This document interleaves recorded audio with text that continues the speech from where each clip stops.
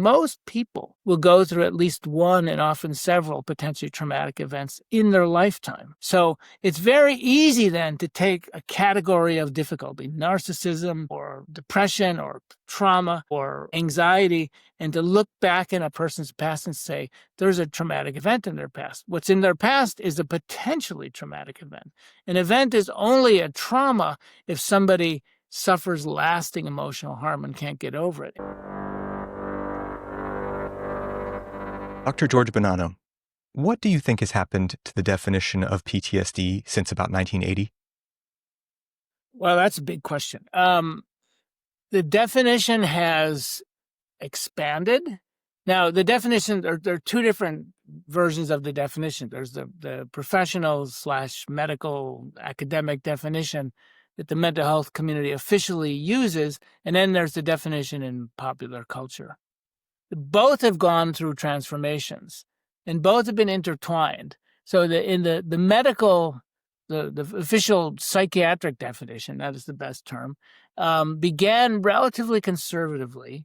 And I should point out also there are two pieces to the definition. There is a definition of the event that would be causing trauma, and then a definition of the PTSD symptoms. The event, so-called event criteria, has undergone the most revision. It initially was relatively conservative, relatively narrow, something outside the realm of normal human experience that would be disturbing to anybody. And it typically had a flavor of being violent and life-threatening. The events where you could be injured, you could be killed, or you could be sexually violated. Those sort of three basic categories. And over time, that A criterion, that event criterion, was expanded because basically therapists working with traumatized patients were arguing, well, this person seems to have PTSD, but they didn't have one of these events. They had something else happen to them. And so it was gradually expanded. That became known as bracket creep. And it's really problematic. It's a little bit like Pandora's box. Once you let it out of the box, it's really hard to go backwards. But the mental health world, the psychiatric world, has tried to back it up a little bit, back up on that, because it really became problematic. Became too liberal of a definition that almost anything could be traumatic.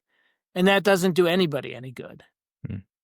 And how so? What are the consequences of the definition being too broad?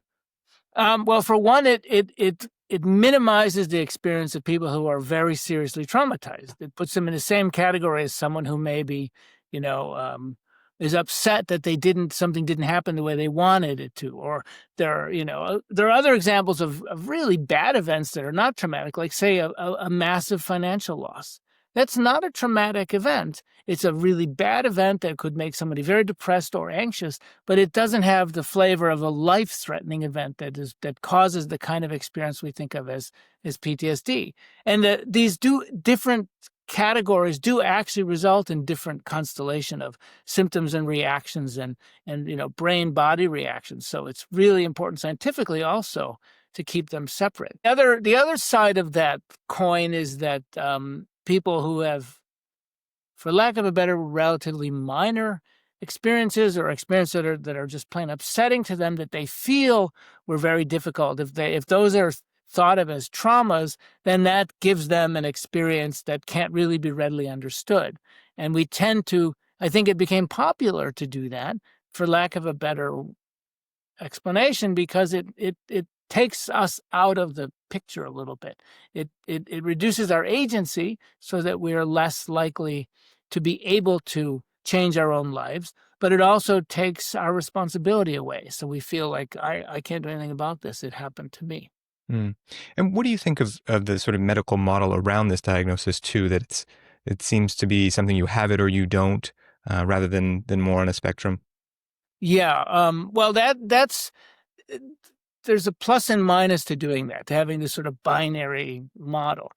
The binary part is really for societal purposes. We need to assign a category for treatment. So we can understand treatments for that type of experience, but also somebody has to pay for it. And so psychiatric diagnoses are first and foremost, I think, societal constructs. And so in that sense, it's okay that they're categorical, but we have to be very clear that scientifically that's not how it works. We don't actually experience, say, something like PTSD in a categorical way. We don't not have it and then have it. It is a continuum of responses, right? And so if we take that sort of box that we create called PTSD, we create that for a societal reason to provide reimbursement. If we take that at face value and we assume that that has a scientific reality, then we get into trouble because then we miss all the nuance. And what do you make of complex post-traumatic stress disorder, or C-PTSD? I've heard that this is not in the DSM, but perhaps the World Health Organization is acknowledging it. I don't know what to think about so-called complex post-traumatic stress disorder. It's a concept that people felt existed in the world. There's not been adequate research on that concept. It kind of makes sense on one level that people would experience repeated traumatic experiences would then have this more complex disorder. But whether that's real or not, and I don't mean to take anything away from anybody who feels they've suffered from that, but whether or not people actually experience that, we really do need to do the research on it to see if this is really, in fact, what's going on. And that hasn't been done yet. So I think people are a little ahead of themselves with this concept. Mm-hmm. And speaking of research, what did you find in your early research in grief and loss and resilience and things that made you question what we think about trauma?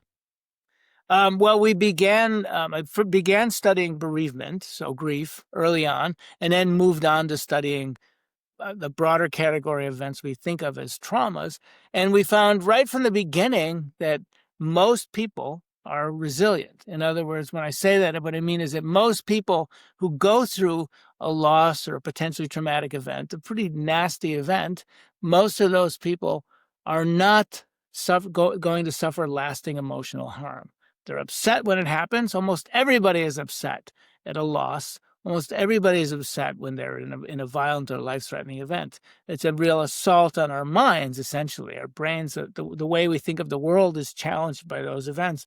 But for most people, the majority, that disruption, that distress is relatively short-lived, ranging from a couple hours to a couple of weeks at most. That's for most people. Now, that doesn't mean they're not going to feel bad again. It doesn't mean that they're not going to say if it's a loss that they'll feel sadness periodically. It doesn't mean if they're exposed to a potentially traumatic event that they're not going to, be disturbed by it from time to time. But for the most part, it means that the worst part happens relatively quickly and they can go on to live healthy, relatively normative lives without any kind of disruption. And you said we found, for those who don't know you, maybe where are you doing this research? Who are you working with? What did the research look like? I am right now at Columbia University, and I've been doing this research for about 35 years now. I started the research at the University of California, San Francisco, and then moved to the East Coast, and I've been at Columbia University now for 25 years. And when I say we, this is really my research lab. I have a big lab of people. We've been generously funded by the National Institutes of Health and National Science Foundation and other organizations. And we have been trying to understand how people go through these horrible events, these events we think of as horrible, and how is it that many people go through them and are able to move on without lasting damage. That's what we do in my research. Yeah. And what is a study of people look like to assess these kind of questions? What's a good example? Well, one of the things, and I started doing the research this way early on, which was really a basic, simple change. But at the time, this kind of research hadn't been done. What we do is when something happens, we target an event we're going to try to study. So it might be the death of a spouse. It might be being in a natural disaster. It might be being in a terrorist attack or an automobile accident. We'll usually limit it to one type of event. And then we try to get as many people as we can who've experienced that event very recently, like within a month or something like that, with 1 to 2 months, something like that. We try to get people as close to that event as we can, and we try to get anybody who's gone through that event. So we're not looking for people who are traumatized. We're not looking for people who are suffering severe grief. We're looking for anybody who's gone through that event. And then we bring them to our lab, or we do it in the field if we have to, or by the internet. And we ask a lot of questions. We'll do some interviews. We might do some experiments, measure physiology, and we track people over time. So that's typically what we do. It's fairly basic. And over time, we see, okay, we see different patterns of response. We see one group of people, the people I'm calling resilient, that they might have a little bit of disruption for a little while.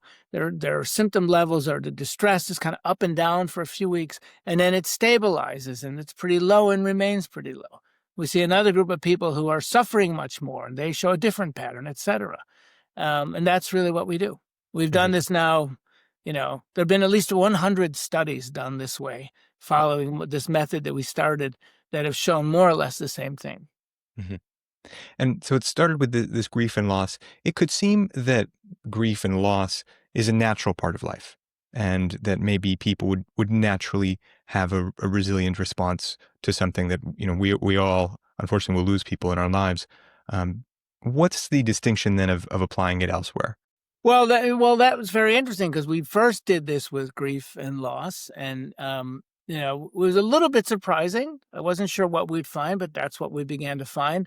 So that led to a natural question: is this a characteristic of how the human mind works, or is it something unique about grief and loss? And it turned out that it's a characteristic of the way the human mind works. We cope. We've done this now with potentially traumatic events, loss and bereavement events. We've done it with other events that are neither of those things, like losing a job or facing a medical emergency, getting a cancer diagnosis. We've tried to study as many events. The basic thing we study are things that happen to us that we don't want happening to us. So we can look at the whole range of those things, but we've stuck with pretty bad things for the most part, because it's sort of, it's captured my interest, and it's really, I think, a very important question. Why are we so able to get past these difficult events?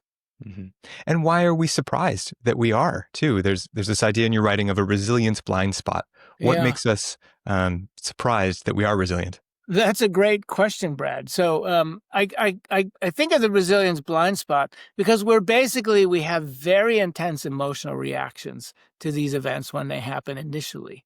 And we tend to misunderstand our emotional reactions because they're so intense. Emotions are, I think, by design, I think it's fair to say, we've evolved the experience of emotion because it's useful. So when we're angry, it causes us to do something. When we're frightened, it causes us to do something, and it's functional, is the way we put it in the scientific world. They're functional. They serve a function. But they're almost all, by definition, negative emotions are very unpleasant.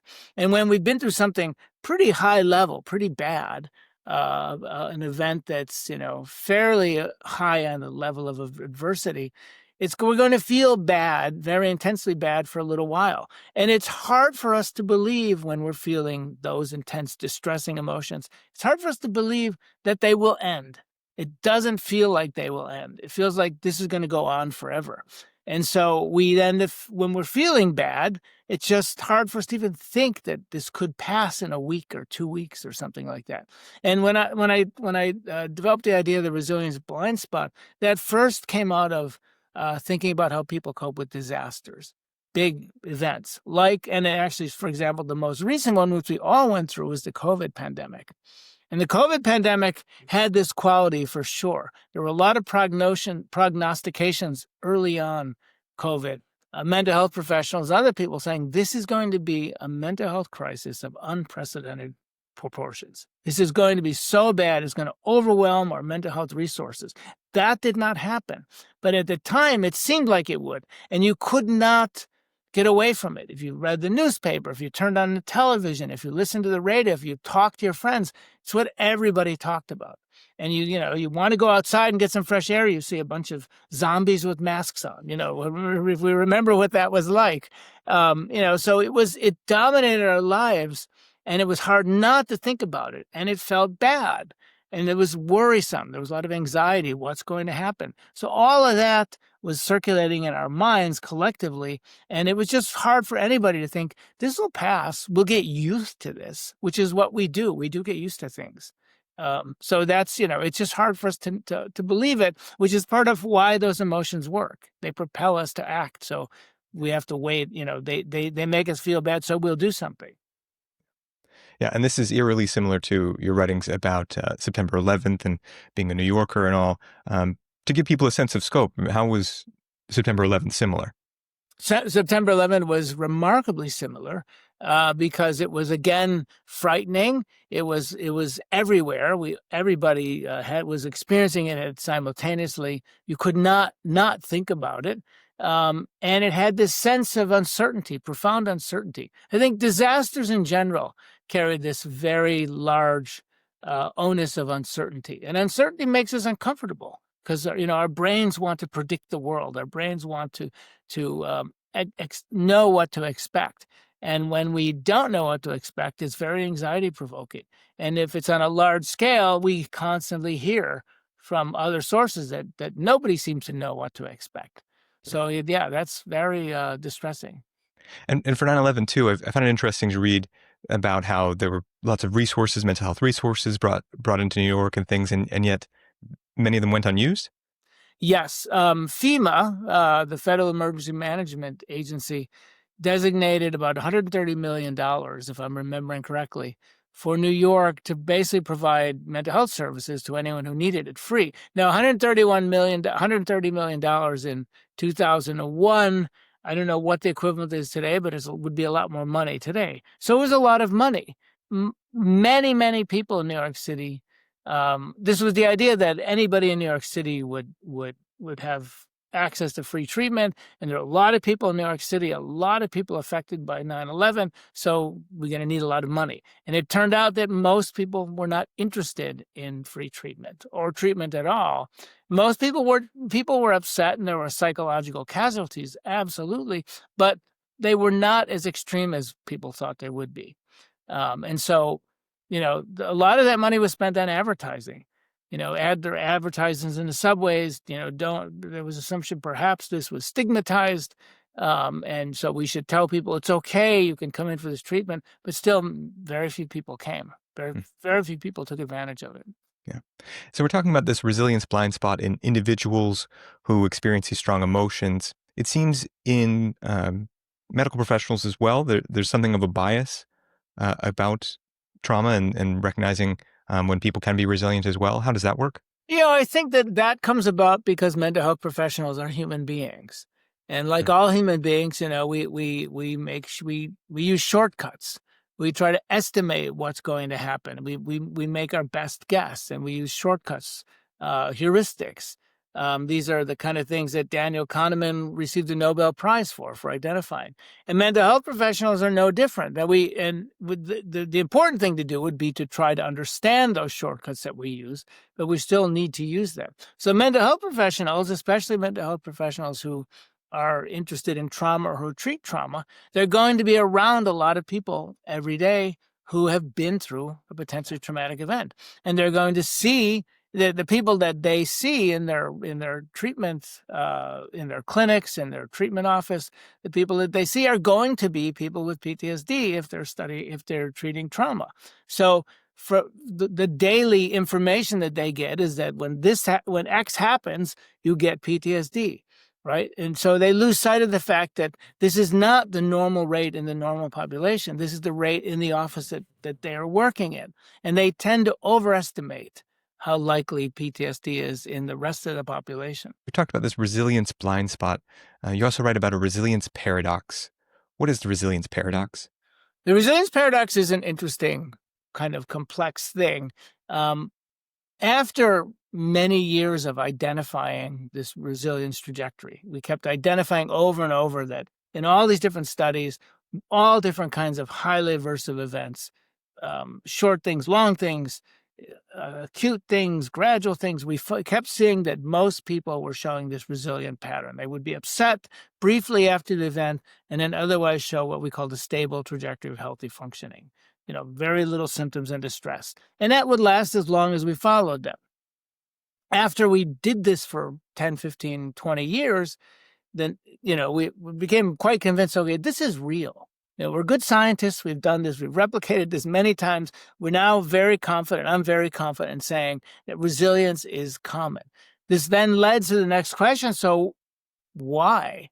what is it that we're doing, and why are, say 70% of the people in this particular study, why are they showing resilience and why are the other people not? What's the difference? Well, when we look at all the things that correlate with resilience, we find a lot of different factors. Now, the typical way that this is presented in the general public, in newspaper articles, magazine articles, websites, even some professional journals, it's presented as there are a couple of key traits, the 5 traits of highly resilient people, that kind of thing, right? And this is a human sort of propensity to do this. It's a nice, handy way to think about it. So we developed this idea somehow that there's some key traits, and if you have those traits, you're a resilient person. And these are generally, healthy things, so it kind of made sense. But when we began to look at what correlated with resilience, we didn't find 5 or 7 or 3. We found probably 50 or 60 things at this point, different factors. And the more we look, the more we find. There's so many different qualities that have been associated with resilience, and they're all kind of correlated with each other. They're all basically healthy things. So this became a bit of a conundrum. How do we make sense of this? And more importantly, it wasn't telling us what resilient people do. Like when somebody's showing that resilient pattern, what are they doing? Are they using some of these things, all of them, none of them? And that is essentially the paradox, that we can identify all these things that correlate with resilience, these things that we see in people who had shown resilience, but we can't actually predict resilience. And the reason is that the effect sizes are small. Now, that's a statistical term, but what that means is any one of these factors only explains a little bit of who's likely to be resilient. It only moves the needle a little bit. So if we know 3 or 4 of these factors, they're only going to tell us so small amount of who's likely to be resilient that we're not going to be able to predict with any accuracy. So this was a real conundrum. Like, how do we do this? How do we make sense of this? And that led to eventually to the work I do now, which I'm very preoccupied with now, because I think we've kind of we were homing in on an answer to this question, is that it has to do with what I call regulatory flexibility or adaptive flexibility. And what that is that's a set of abilities we use to work out what's the right thing to do in this situation. I should have mentioned, I'm sorry also, Brad, that the reason that those effect sizes are so small, we learned, is that any one thing that people do, whether it's getting in a positive emotion or seeking support from other people or problem solving or reframing how we think of the event or meditating or distracting ourselves, whatever it is that we find to do, exercising, making dumplings, cleaning the house, whatever it is that people do to help them get through an event, doing that it only works some of the time. That's why the effect sizes are so small. Sometimes it works and sometimes it doesn't work at all. So it might work really well in one situation and not work at all in another situation. When you average them, you get a very small overall effect. Mm-hmm. So that was kind of the key. That meant that people who are finding their way to resilient, they're somehow working out what's the right behavior, the right strategy for this particular situation, this particular problem I'm struggling with. Yeah. And that seems to be how people get through these events. So this is what we're trying to understand now. This is what we've called regulatory flexibility. Mm-hmm. And I've also seen the term flexibility mindset. Is there something about the way that people approach the problem in general? Yeah, the mindset is another piece of it. And that's the motivational part, that this whole from what we've learned about how people find the right behavior for a situation, it's kind of work. You have to go through a series of steps. Steps we all can. Most of us have pretty good, already basic skills, because these are basic things we do in life. We ask ourselves, what's happening here? What do I need to do here? What can I do? What do I have at my disposal? What tools do I have? And then, did it work? If it didn't work, I'll try something else. All of that's what we call the flexibility sequence. That's a lot of work. That's difficult. It means that we have to embrace one of these difficult experiences we've had Say, for example, I'm having nightmares. Or I've had a nightmare about this event, and now I'm really worried, or I'm feeling really anxious now since this thing happened, or I can't walk out in the street. I feel nervous whenever I see a car coming, or I'm worried that, some person I don't even know is going to attack me, or whatever it might be, countless things that people experience, difficult things people experience. We tend then to, um, we have to think about that event in order to figure out what would be the best way to deal with it. So if it's, I'm having nightmares, we then to say to us, okay, I had a nightmare. I had another nightmare the other night. This is really not good. It's got me worried. So that's the problem. What can I do about it? What strategies do I have at my disposal? And then we have to look into what is the repertoire that we have? What kind of tools do we have? And we have to think that through. And all of that requires from us a kind of a conviction that it's possible, that we can do it, right? So the flexibility of minds, this is a long way around to answering your question, but the flexibility of mindset is basically a conviction that we have that we'll get through this. It might not be easy, it won't be fun, but I've gotten through things in the past, and I'll get through this. I'll find a way, and as things do, we do get through life's challenges, and we have to actually remind ourselves this is possible, and that motivation is really important. Helps us dig in there and do the work. Yes, and I'm looking forward to getting into the finer points of those nuts and bolts so that people can better understand this for themselves. First, I just wonder, what do you think makes the difference between a resilience sort of trajectory and a more severe response to, as you say, a potentially traumatic event? There are a lot of factors that are going to come into play. It's complicated, and I think if I could answer that question in a really simple way, I'd have a Nobel Prize, I think, because that's a really tough question. There are lots of, it depends on how people experience the event. It depends on what stressors they had before the event, how much resources do they have at the time, et cetera. But I think for the most part, this is what we're trying to understand now. And the way I'm trying to understand this is not by looking at the people that were struggling first, but by looking at the people who didn't struggle. And then we're trying to find out, what did these people do? And what we found is this thing I'm calling flexibility. So now we're beginning to look at people who are struggling. And what we find is, if people are struggling and they have some skill or some capacity for this kind of adaptive flexibility, they're more likely to then recover. And so that seems to be part of what's happening there. Sometimes, for whatever reason, people get thrown a loop. Even if they get thrown for a loop, they really didn't anticipate an event affecting them as much as this particular event did, and they're a little bit off balance, and they're trying to get their equilibrium back. And this is where people can get into asking themselves these questions. So it's more or less difficult, and sometimes people just go through some really horrific events, and they have to, then that again also sort of knocks us off our feet a little bit. Mm-hmm. So we've talked a little bit about the flexibility sequence, as you write. You touched on the ideas. Maybe let's start with context sensitivity. What is that?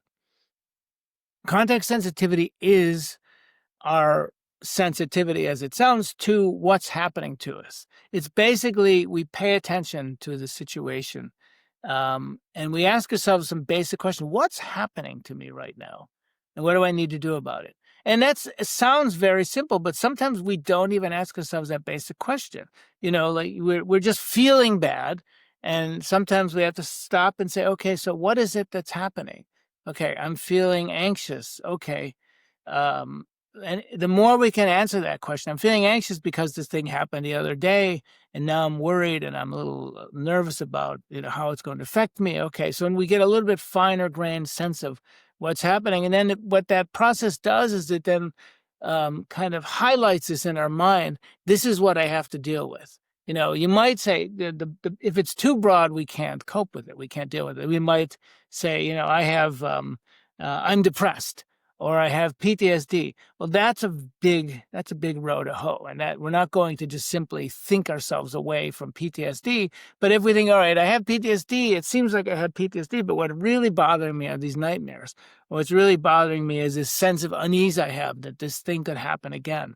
We need to narrow it down to that specific context, and that's again a little bit of a thought process we go through. And once we do that, then we can kind of move on to the next step of this process. Yeah. I'm curious, in this step, if it is about figuring things out a little bit for yourself and having a little bit of a sense of ownership, does it work as well if you have a friend or a professional helping you to narrow down these answers? I would suggest if that's needed, you would do that. And so what I've often told people is if you can't quite get a beat on it, it just seems too amorphous to sometimes we're just too upset to even think. And then in that case, we shift a little bit. The problem becomes I'm too upset to even think right now. So then we do the same sort of run through, only with that as the problem. I'm so upset right now, I can't even think straight. Okay, that's my problem. I need to somehow calm myself down, get myself a break. What can I do to achieve that? And once we do that, then we can think a little bit more clearly about what's really behind that. What else, what is bothering me once I sort of clarify that. An example I gave often for this was that I had a very undesirable nerve problem in my face. It's known as trigeminal neuralgia, and it's a horrible problem. You get these like electric shocks of pain in your face, and it's extremely unpleasant. I medicated it for a while, but it just wasn't working. But it got so bad at one point that I was having a hard time eating because chewing would set it off. So instead of the bigger problem, what am I going to do? This is ruining my life. It was kind of ruining my life. This is ruining my life. That's not a problem I'm going to solve right at that moment. But what I could do is say, okay, I can't even eat right now. So the problem, the sort of problem facing me right at this moment when I'm hungry, say, is I need to find a way to eat. And I sat down and worked through that problem. What can I do about this problem? And there were obvious things I could do that I just hadn't thought about yet because I was so worried about the bigger problem. So then once I could do that, this also gives you a little bit of mastery. Okay, this piece of the puzzle I've solved now. I can manage this. What else? Now let me take on another piece of the puzzle. Yeah. It reminds me of another discussion I'm preparing for with Dr. Ellen Langer from Harvard. Mm-hmm. And she talks about how approaching problems mindfully, kind of like you said, getting them smaller, seems to be more energizing for the people that she studies, and it seems to make it better. Do you think there's something to this mastery, this concentration that that people could understand? I wonder what the connection you think is there. Well, I think that our brains are prediction machines, and we're problem solvers, and we solve problems by trial and error mostly, but we have to actually identify a problem to solve. And sometimes it does require. I think there's an idea. The flip side of this is, I think, what's happened a little bit in popular culture, philosophers would call essentialism. PTSD, it just exists and you have it. And people do this a little bit with psychiatric diagnoses.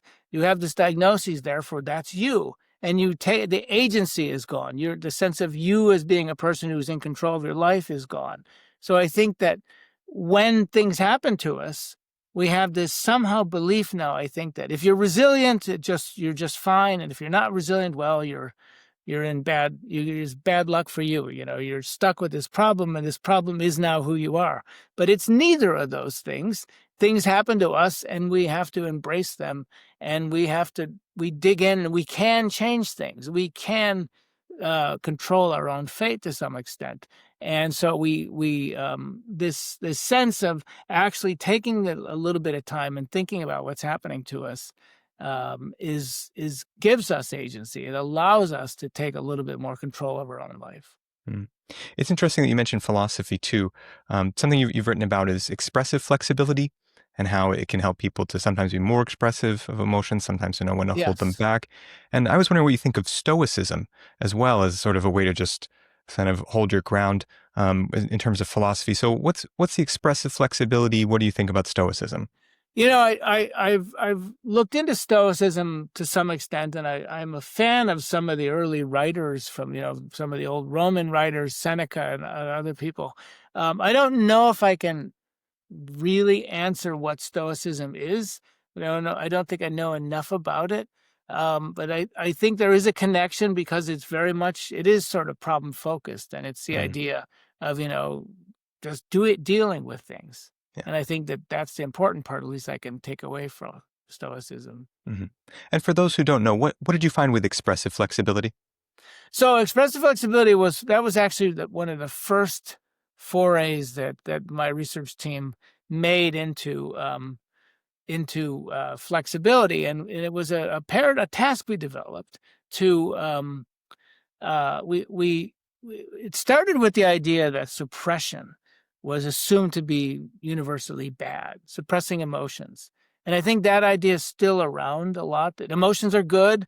You should be with your emotions, but actually there are times when we need to suppress our emotions, that's adaptive too in some situations. For example, if we're really concentrating on something and we just have to clear our heads and we can't let our emotions get in the way, or another example was we learned from the parents after 9/11.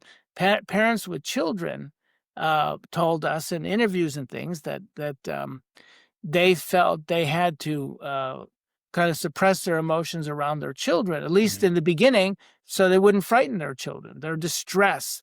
And so that led to this idea that we then researched. Actually, we did the first research with a 9/11 cohort, that sometimes we need to show our emotions and communicate what's happening to us. That's very important. And sometimes we need to suppress those emotions and keep those, especially the expression of those emotions, for various reasons. And we reasoned that the people who were best at doing both of those things would be the people that were healthiest. And we showed this after 9/11. People who are able to suppress or express emotion with equal skill, that were the people that were most likely to be healthy 2 years after 9/11. This is a very important social skill. So this resilience thing as a whole, it seems like it would be something hard to teach. Are you teaching this to people? Are you training people? I don't believe it makes sense to teach people to be resilient, Mm, because I think resilience is too elusive. As we were talking before, we can't even predict it very well. But I think it's very useful and very doable to teach people flexibility. The flexibility are the sets of tools that I'm arguing now, and I'm convinced now those are the tools that people use in order to find that resilient outcome. It's the tools people use to get through the adversities in life. And I think those tools are natural tools we develop, at least to some extent already in growing up. And they're things our parents and our siblings and our friends teach us, our teachers teach us. For example, context sensitivity, which we've talked about, we grow up learning to begin to pay attention to situations. Classically, a parent will take their child to a place and might say, in this situation, you have to be relatively quiet. The classic phrase you hear is use your inside voice here, right? In other situations, you can do all you want. You can run around. You can do whatever you want. In this situation, you have to kind of just be nice and do what the other kids are doing. So we begin to learn these things as we're growing up, and we're taught these things. Living in New York City, I find this all the time, say with the subway. We walk down the subway, and this is true in other cities. It's probably more true in New York City than in other cities, but you walk down those stairs into the subway, and you immediately do a little scan of the tracks, of the platforms, and you quickly observe all kinds of things. Nobody's on the right side of the platform. That means either the train has left or it's not coming because there's something wrong. On the left side of the platform, there are a whole lot of people on the left side of the platform. That tells you right away these people are waiting. Either the train is late or it's not coming also. But, you start to pick up all these cues, and we do this all throughout our life. And it's the same thing with the other pieces of the flexibility components, the other components of flexibility. So we're talking about these components to come back to them. So we've talked about context sensitivity, and next, how about repertoire?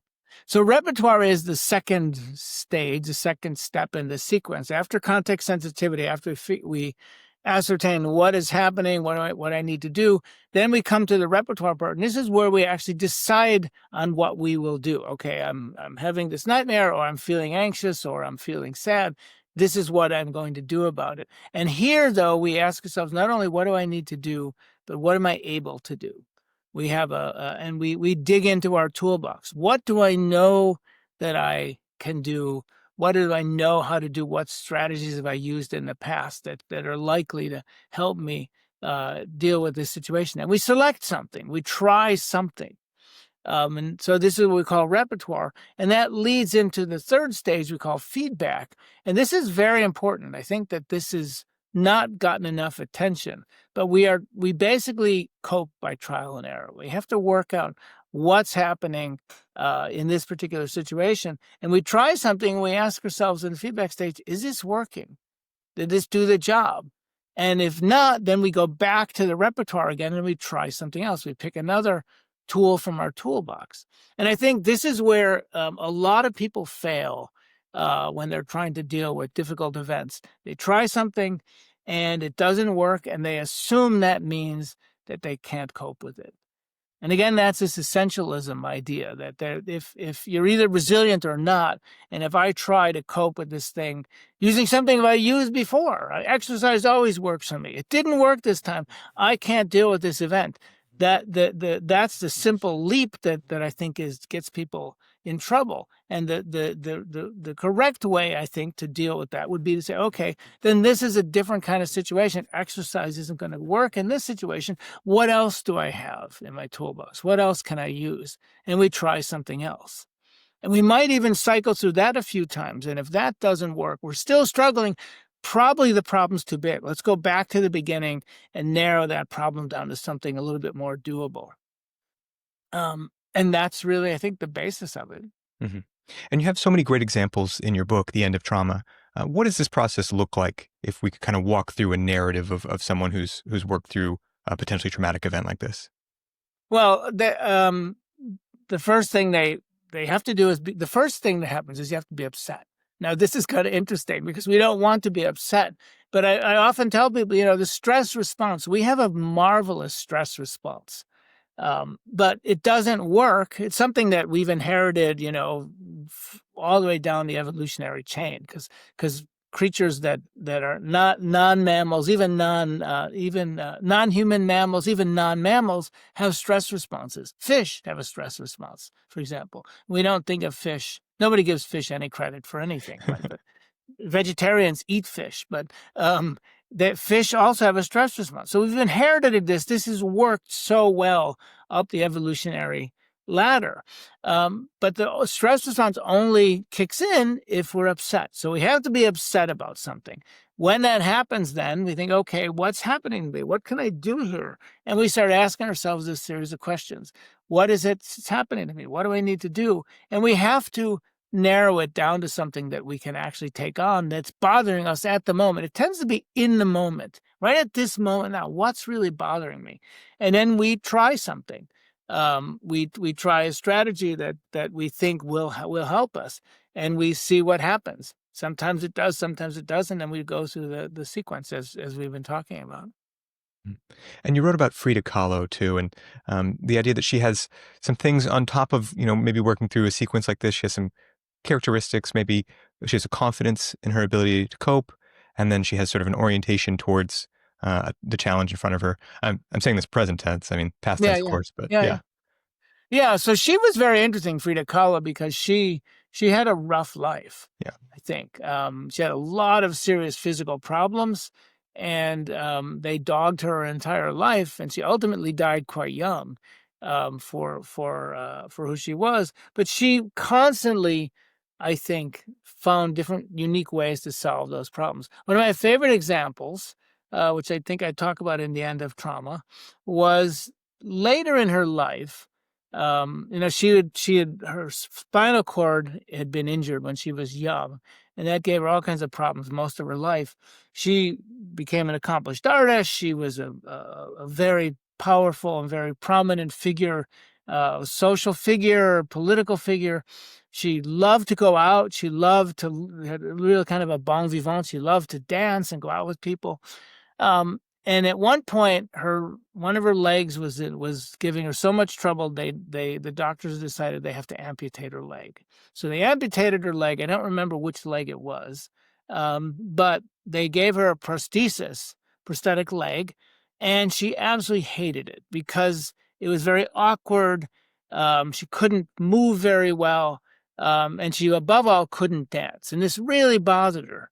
Now, she could have solved this in a lot of different ways, but what she decided to do, she could have tried to feel less sad, for example, which would have been one of the things that was a bigger problem that she could have focused on. I think that would have been really hard for her to focus on not being sad because the problem was still there and there were lots of other problems. Instead, she focused on the narrowest thing. The thing that was bothering at the moment was the prosthetic leg. And she decided, okay, I want to be able to dance. That's the problem. And she, by doing that, had hit on a wonderful solution. She had a pair of boots made that were really amazing boots. They were boots that you would see on somebody today. And this was probably in the 30s that she had these boots made. And they were these red leather boots that went up to her knees, high heels. And she had beautiful embroidery done all up and down these boots. They were stunning boots and bright red boots. Like, I don't know what that would be, 2 feet long. I don't know exactly the proportions. But she had these boots made so that she could wear the boots on top of the prosthesis on both legs, and one on top of the prosthesis and one on her remaining leg. And that gave her mobility that she didn't have before, and she could dance. So that was the solution for that particular problem. And it's a great illustration of how that would work. Yeah, I love that story. And another thing that people talk about is self-talk, how they sort Yeah. of can cheer themselves on. What role do you think self-talk could have in this Well, process? self-talk is kind of an optional way to do this. It's an optional tool, but it's a very good one.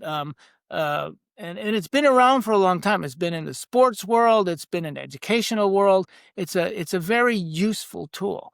The way a self-talk works is that we basically, a lot's going on in our brains all the time, and we sometimes condense it down into a very brief phrase. It's a way we have of telling ourselves what we're thinking. So we might do this and something really good happens. We might simply say, yes, or way to go, good job. We might tell ourselves that.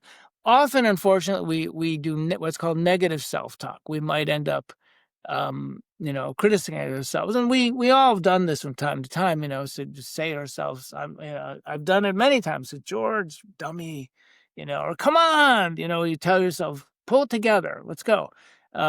I do this when I'm a very clumsy person, so I'm often breaking things.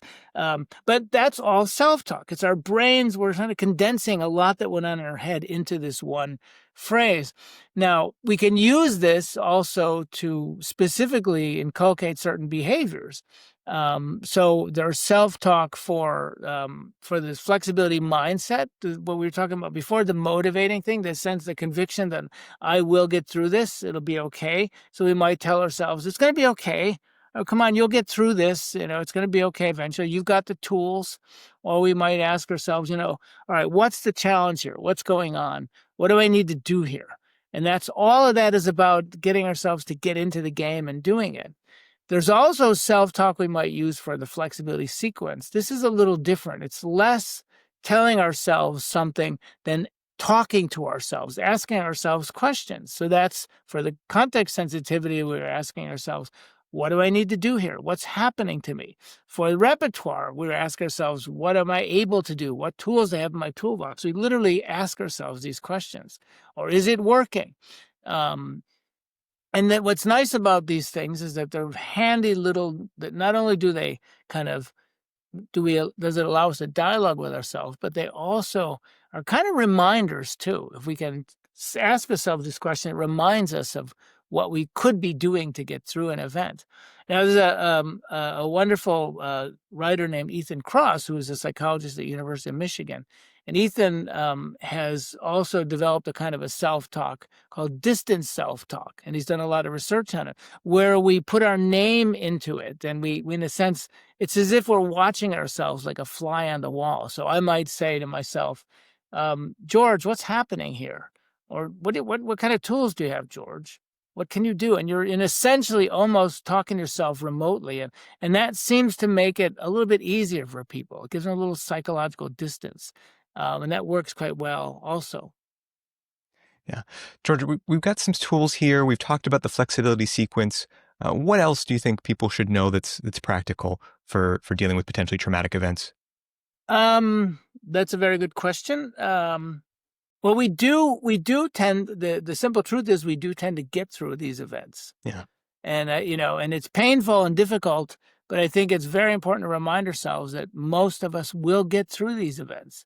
And that, the time does heal, which is okay, but time is very slow, right? So if we, ultimately we move on from these things, but if we actively get involved in it, if we actively play a role, which we can do, and which is what all of this research is about, this research keeps continually arguing, we actually have a role in our own fate. We actually have more agency than we tend to think, and we can dig in and deal with whatever pain it is we're having and work our way through getting past these events. And we can actively do that. We can actively have much more control of our own life.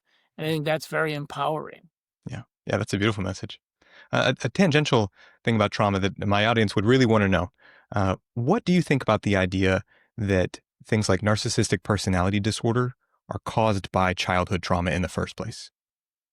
I don't like most of those explanations for the simple reason, because there are lots of them. The simple reason is that almost everybody, when the people misuse the word trauma a lot.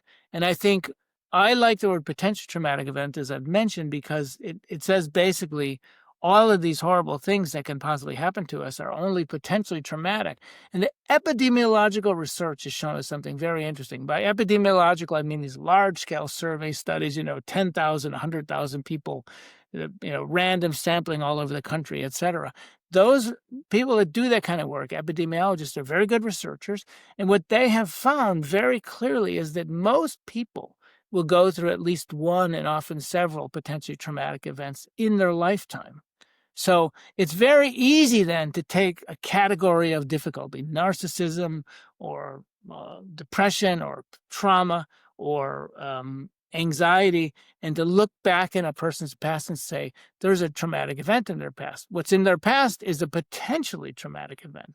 An event is only a trauma if somebody suffers lasting emotional harm and can't get over it. And we know empirically, we know from the science that most people experience these events and most people do not suffer lasting emotional trauma from these events. So it's kind of a false correlation. It's a false assumption that if somebody goes through a very difficult event in the past, that's causing their problems in the present. It can happen, and sometimes it does, but most of the time it doesn't.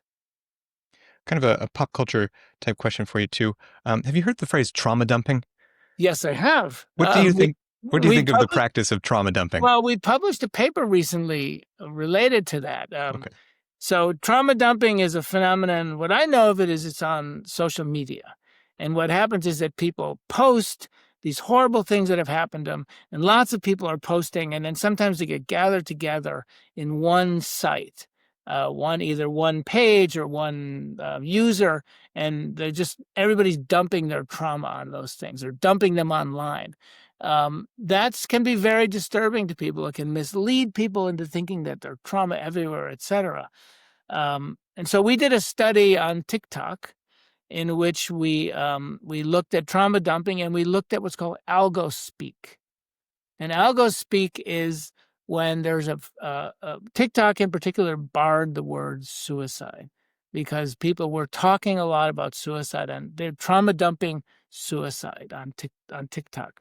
And so TikTok made it barred using the word suicide unless a user had a priori been given the right to do that because they showed their mental health professional credentials or something like that. But a lot of people were still able to do it, but other people somehow, I don't know how, and other people were able to talk about suicide covertly using what people have called algo speak. And that's a code word that other users will know means suicide, like, for example, unlive. So I know someone that unlived yesterday, or I want to unlive, which is a way of saying the same thing. So what we did in this study is we had human beings code every post that either used suicide or algospeak for suicide for how healthy or unhealthy it was. Healthy was it offered advice and tips and encouragement. Unhealthy was it just made it seem like life is horrible and everybody's going to suffer.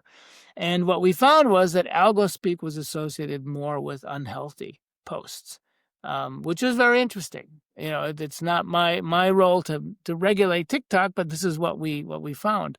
And I think for the most part, trauma dumping is a curious phenomenon. It doesn't seem like a very good thing to be doing to me, but it is the way our brains are to some extent wired for detecting threat.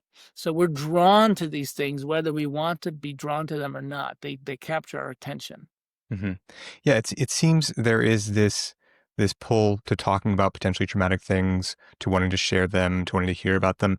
And another phrase I've heard is being re-traumatized. What do you make of being re-traumatized by talking about something, hearing about something? I think that's a misunderstanding. If you think about it, what happens when we're exposed to a potential trauma? We sometimes we will have a nightmare or two about it. We might think about it when we don't want to.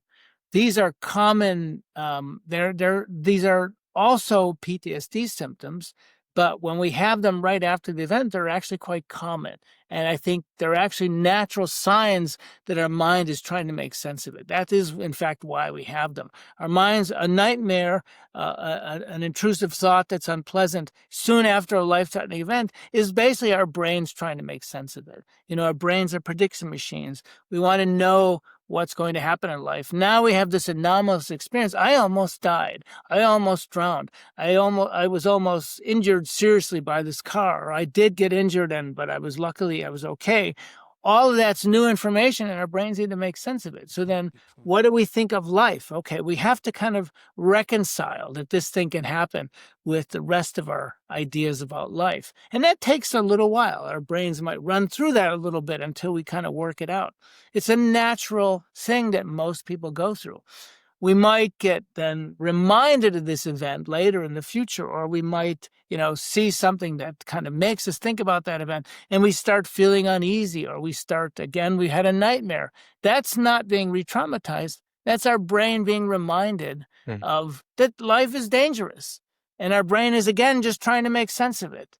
There's an immediate leap to somehow think that any of the PTSD symptoms in the DSM means you have a piece of PTSD. That's completely wrong. Those things are all problems. A nightmare is a nightmare. Being anxious is being anxious. They're only seriously problems when there's a lot of them come together, and then we're really suffering. But when they're separate, they're really just the kind of problems we have. Being irritable is very common. Being sleepy, I didn't sleep well last night. That's because I can say this all the time because I live in New York City, and they're, where the trash collectors throw their garbage cans around at 3 a.m, so one night I won't have a good night's sleep.